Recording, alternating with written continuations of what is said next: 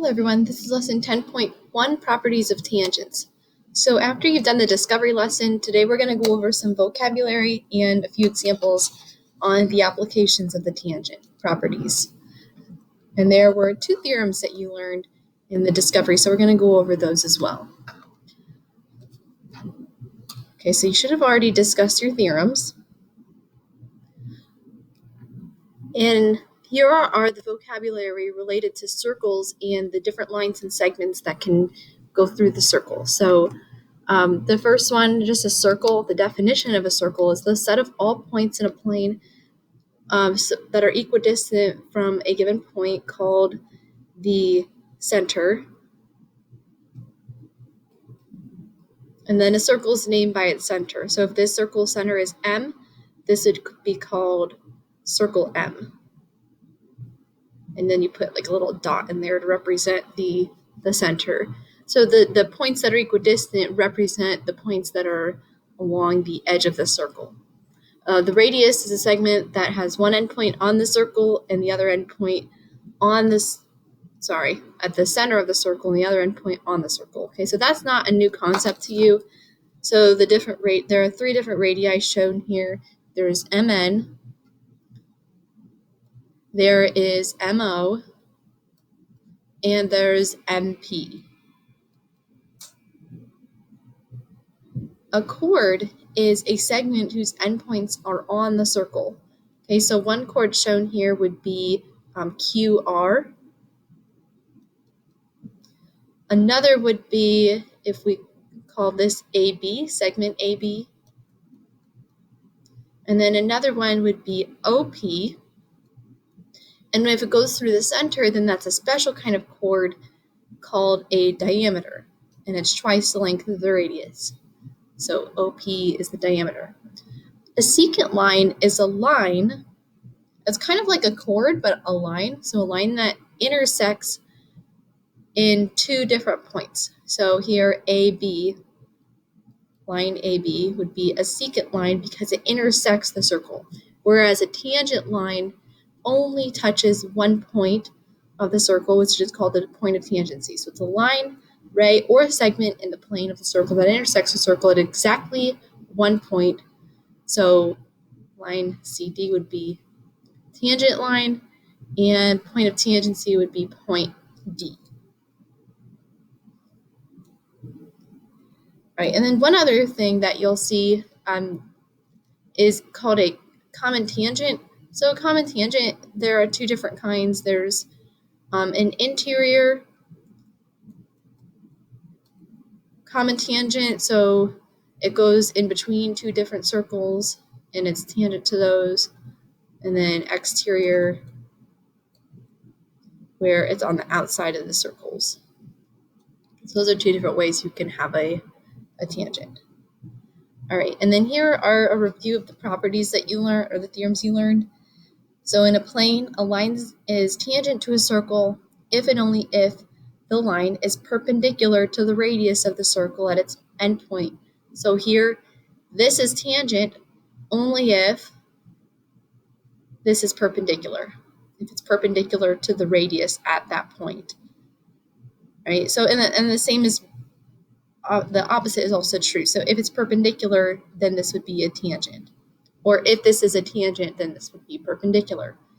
And then also tangent segments from a common point outside of the circle are congruent. So if this is a tangent segment and if this is a tangent segment and they intersect outside of the circle, then RS is congruent to TP.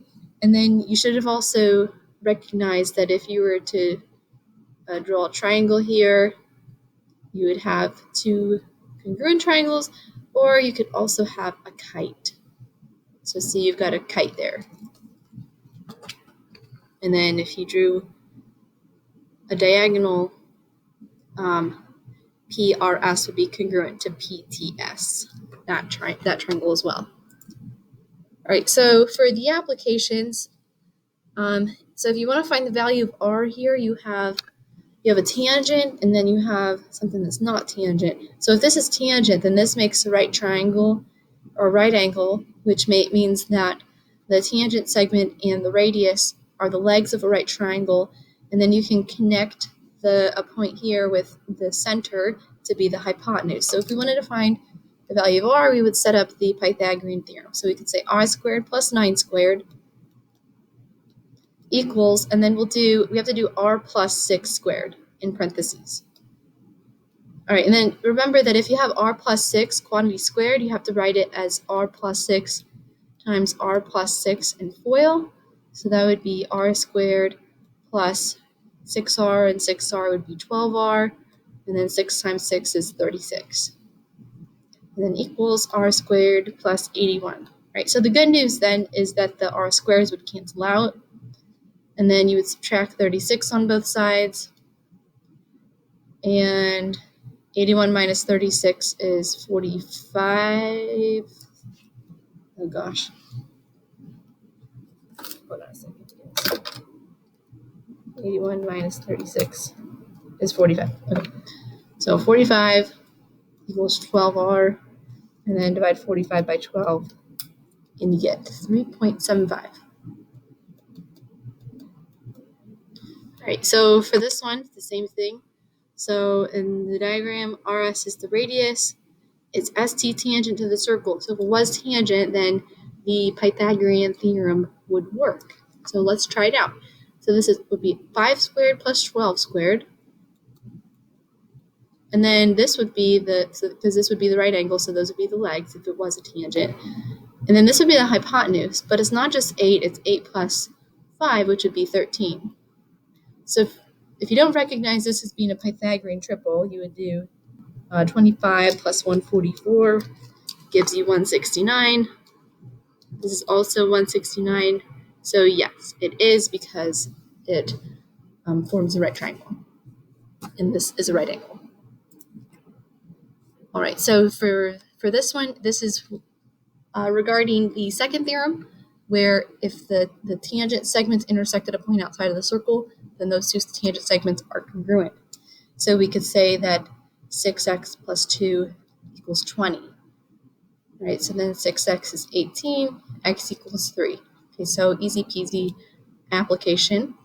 Here, find the values of x, so we could say x squared equals 49, so then x would be plus or minus 7. And you say, well, a length can't be negative, so why are we saying negative 7? Well, it's not negative 7 that's the length. Negative 7 squared, which is positive 49, is the length. We're just finding what the x could be. Okay, so that was a real short lesson just to review the concepts that you learned, and that is all that we will do today. Have a great day.